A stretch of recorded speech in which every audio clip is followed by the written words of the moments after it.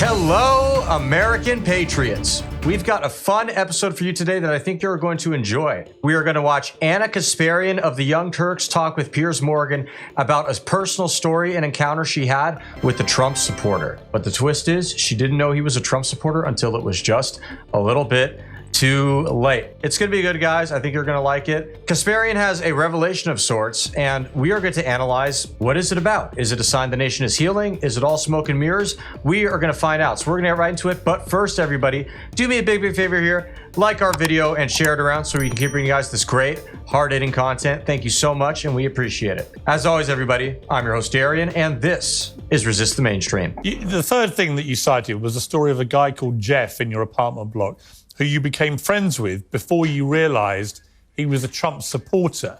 And that changed your view of what a Trump supporter actually could be like. Tell me about that. Well, I think that in Trump's first term, a lot of people placed themselves in silos. So I was very much in a left-wing silo where I kind of refused to have any kind of relationship with someone who had voted for Trump. And so as a result, I was allowing kind of like the Democratic Party and mass media to paint a picture of all Trump supporters without really investigating it. I just kind of accepted what their summation was. Jeff, who I love, and I kind of feel bad because now like a lot of people are talking about him and he didn't ask for me to mention him. But anyway, you know, I met him at a time when I needed help. Like I was moving into this building. My husband wasn't available. He was going to a fire academy training. And so at that time, I'm like lugging my husband's heavy bicycle up the stairs. And Jeff comes across and just says, can I help you with that? He grabs the bike and he basically helped me move in.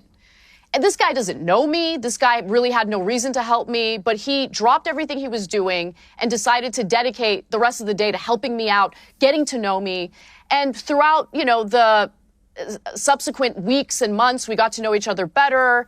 Really, really sweet guy. And then acting in this kind of fashion is something that all men should strive for. And I really mean that. And not just because they think a woman is pretty or they want to get in her pants. No, that should not be the reason at all. And if they're doing it for that reason, it's not a good thing. A man should do that because he sees a woman who's in distress or needs help and simply wants to make things easier for her. All right. And he should expect nothing in return. Some people will say, you know, that's being a simp or something like that. No, it's actually quite the opposite. All right. What a simp does, I don't like that word, but I'm using it because it's popular in modern culture. What a simp will do is do this and expect that a woman is going to give him some kind of sexual favor in return. Okay, that's what a simp does. What a man does, he sees a woman who's struggling and he lends a helping hand. It really is that simple. And it doesn't just apply to, say, helping a woman to move a heavy object if he sees one struggling. It can be something as simple as opening the door for a lady, walking her to her car. All right, you can do these things even if you don't have intentions on being with a woman romantically, and you should. And that's something I really notice nowadays. When I see men doing these nice kinds of things, if they even do it, you know, oftentimes they don't. They only do it because they have some kind of expectation. It's totally backwards. And believe it or not, I've observed this in strongly practicing religious communities that I'm involved with. Okay, I'll make a point to walk women to their car, and that applies whether I'm interested in them romantically or not. And sometimes people make assumptions. Oh, he must be interested in that woman. Oh, they get all weird about it. And you know what? I don't care. I really don't. People can say and think whatever they want. All right, at the end of the day, I'm going to live up, or do my best rather, to live up to what I need to do as a man. And I hope everyone else does the same. And this isn't to toot my own horn, okay? I'm a very flawed person and I can always do better. All right. But the point is, we need to bring back masculinity and being a gentleman back. It is so important. And look at the real world effects this can have. Because of this guy, how nice he is, it seems to have had a profound impact on Ana that we're going to get into and see a bit more of right now. Check this out. So we got to know each other better. Really, really sweet guy. And then one day we're at an HOA meeting. I remember we're sitting together on the couch as the meeting's going on. And a woman in our building stood up and she said something negative about Trump. And I was shocked because Jeff whispers in my ear, you know, oh, if she's going to be trashing Trump, then I'm out of here. And that made me realize, oh. Base Jeff.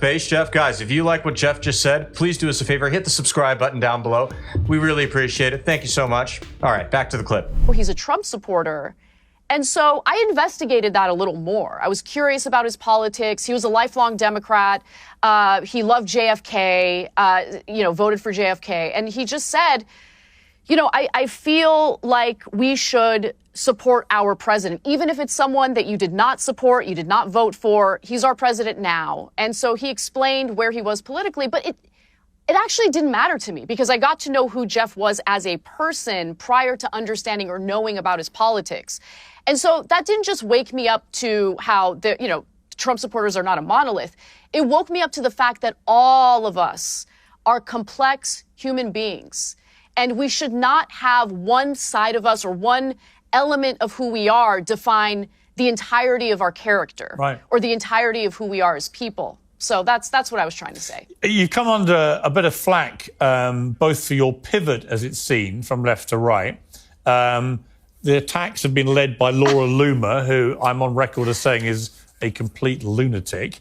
But she said, here we have another political opportunist in the form of you, Ana Kasparian, and as a malicious and pathological liar who has spent years with her co-host, Cenk Uygur, lying about and trying to cancel every outspoken Trump supporter, including myself. She spread delusional lies about Trump, but now in a low-cut top and a full face of makeup, she wants to tell some make-believe story about a guy called Jeff, who all of a sudden made her realize that 80 million people are all unique individuals and not Nazis. Come on. Nobody is buying this garbage. Anna's trying to remain relevant to the changing media landscape after she's made serious cash bashing people like me who actually busted my ass to help Trump get elected. She's a full-blown liar. We need to reject people like this, blah, blah, blah, blah, blah.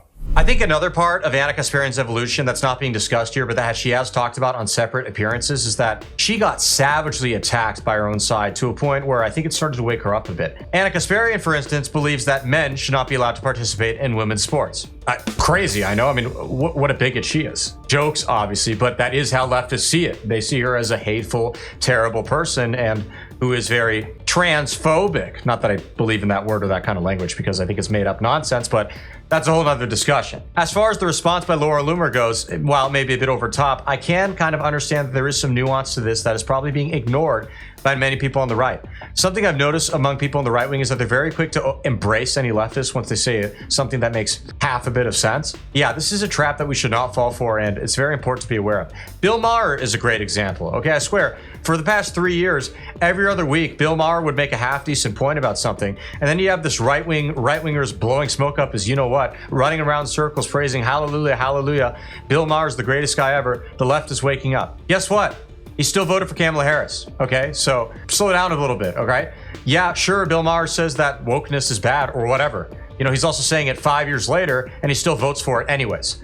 So is it really that big of a deal? It's just some food for thought. Jon Stewart is another great example. After the election and also a little bit before the election, sometimes he'd make fun of Democrats here and there, and people would say, look at Jon Stewart. He's making such a great point. The left is waking up. You know what? He still voted for Kamala Harris, and he openly supports and advocates for child sex changes and has ridiculed right-wingers for not doing so themselves. Once again, we cannot embrace these people too much. You can point out if they say a good thing here and there, that's fine, but let's just not get too carried away. That's all I'm saying.